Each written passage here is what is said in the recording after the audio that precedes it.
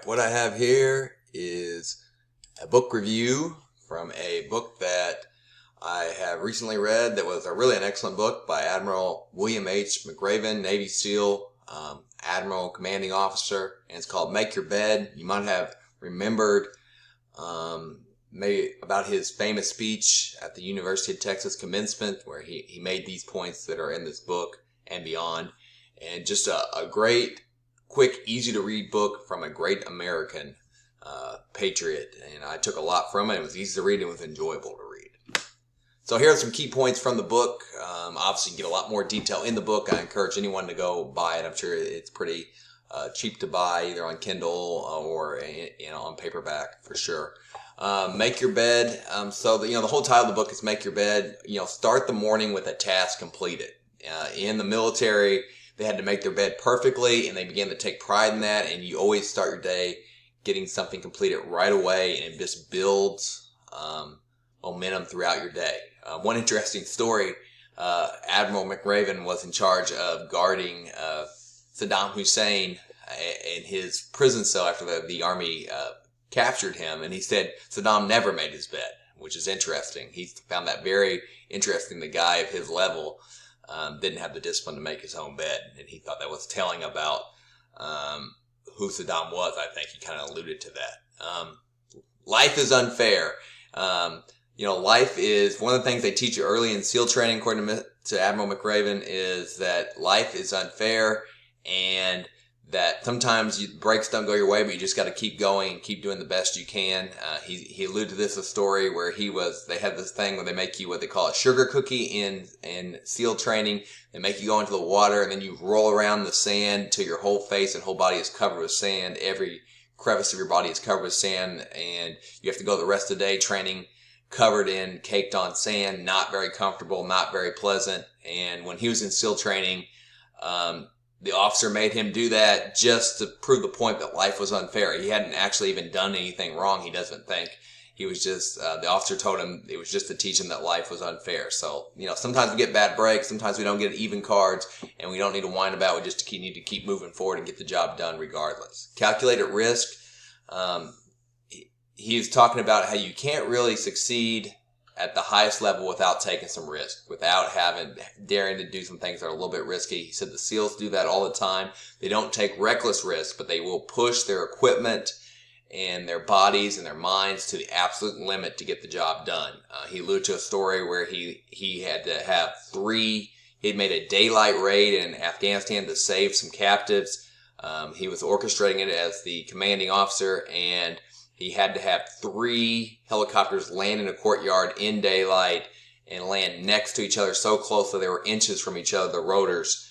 And, it was a very risky operation, but it was worth it to try to save those people. And it went off, and they had a small hiccup where one of the helicopters actually hit the wall of the courtyard, but they got past it and they got the job done. So he was just talking about how you have to take risks to get things accomplished. He also alluded to a story where he was doing the Navy SEALs obstacle course, and he was playing it safe, and he could not make it at a good time, and the commanding officers were berating him over that and giving him a hard time over that, and they basically told him he's got to start taking some risks to have a chance.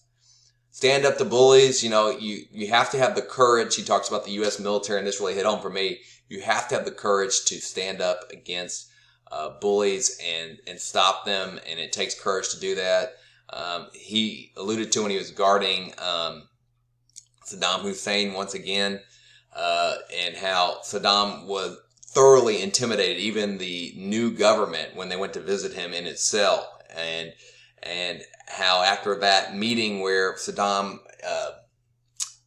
intimidated these people, he decided not to let anyone else visit Saddam. Only he would pretty much visit Saddam each day. And he basically, Saddam would try to stand up and get his attention and get him to recognize him. And he basically just waved Saddam to the side, basically saying, you don't count for anything anymore.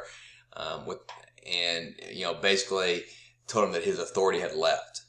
Never ever quit. In SEAL training, McRaven says, the whole goal of SEAL training is to do all kinds of horrible mental and physical challenges and to get you to quit. And of his 150 people in his class, Only 33 made it to the end and became SEALs. And those are 150 of the absolute toughest, bravest individuals you could ever imagine. So he was just talking about, he said he imagines that most of the people that quit greatly regretted it. And that, there's nothing ever gained by quitting. Rise to the occasion when you're in tough situations. Sometimes when everything is stacked against you the most, you have to perform at the highest level. And there's no excuses. Sometimes things aren't fair. You just got to be ready to perform at the highest level. Give hope. He talks about the loss of all these service members and how devastating it is when a family loses a service member, and how they treat them with complete and total honor, and how one of the commanding officers had a special ability to connect with these fallen families and by offering hope. And, always having hope for the future, always having hope moving forward, and lifting up others in hope is a special skill that we should all try to develop. Failure can make you stronger. He talks about not fearing failure. As long as you don't quit, it can make you stronger. He gave a story about him and his dive buddy, I think that's what they call it, or swim buddy. They were really slow at swimming, so they got punished and had to do all this extra work in calisthenics and for like 2 hours after the very long, exhausting day in training. But eventually that extra work and that failure made them to be the best swimmers in the group in the final swim test. So extra work, failure, it's about overcoming it. It's about keeping go. It's not about having the easy route. It's about moving forward with all you got and learning from your mistakes. So excellent points by Admiral McRaven. And overall, I would highly recommend this book. I think it's probably very affordable, and it's got great stories. It gives you tremendous respect for our armed service members and our Navy SEALs, who are our armed service members. And it's great wisdom from an incredible American leader who has incredible experiences. And the stories hit home. They're entertaining, and the advice is awesome.